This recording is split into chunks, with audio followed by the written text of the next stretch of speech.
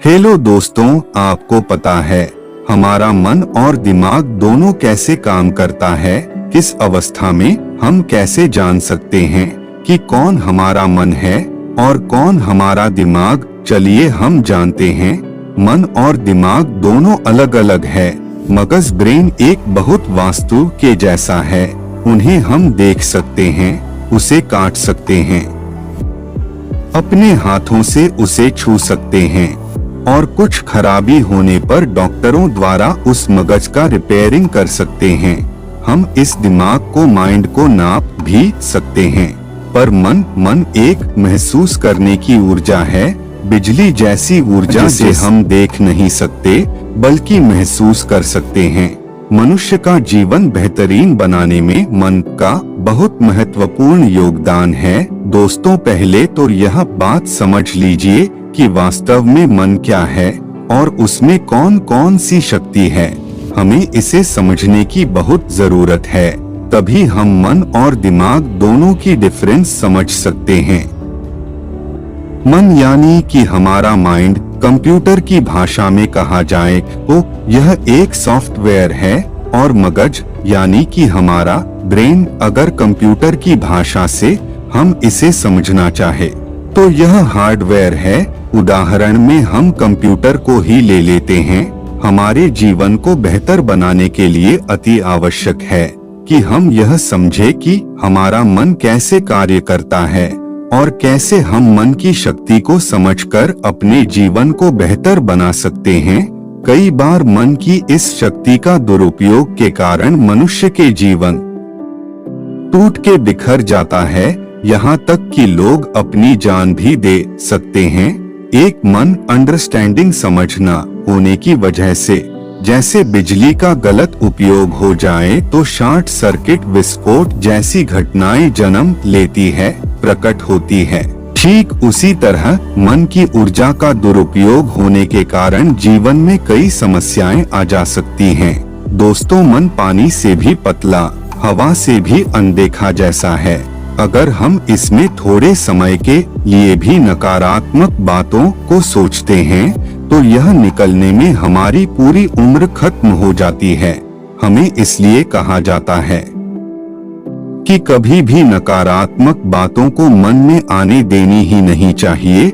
यह बहुत बड़ा रूप ले लेता है, पर हम समझते नहीं। हमें लगता है नकारात्मक अभी हम छोड़ देंगे, सोचना चलो दो बातें तो किसी के बीच की उठाई। पर दोस्तों, हम यह भूल जाते हैं कि यह एक बार कोई गलती हमारे जीवन को कितनी बड़ी सजा मिल सकती है।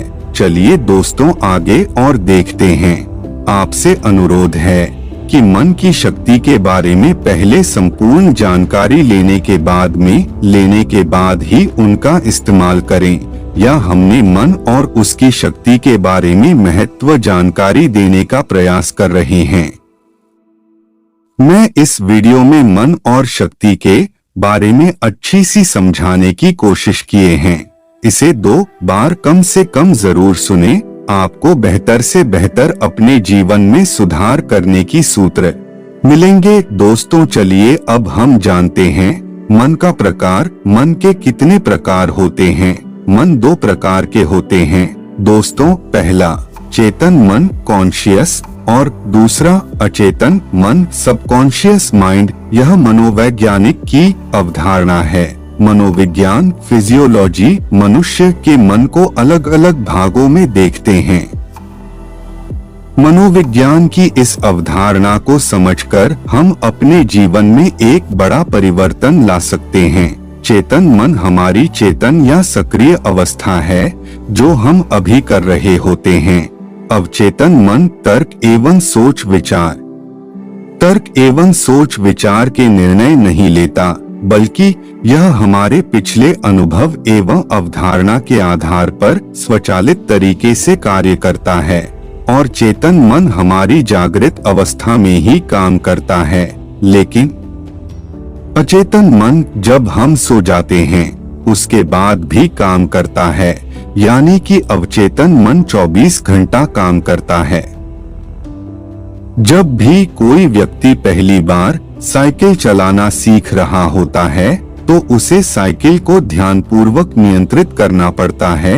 शुरुआत में वह संतुलन नहीं बना पाता और थोड़ा डरा हुआ भी रहता है, लेकिन कुछ दिनों के बाद जब वह साइकिल चलाना सीख जाता है तो वह उसी साइकिल को नियंत्रित करने के बारे में सोचने की भी आवश्यकता नहीं होती। अब साइकिल अपने आप नियंत्रित हो जाती है और अब तो वह मित्रों के साथ बातचीत करते हुए या कोई और कार्य करते हुए भी साइकिल चला सकता है।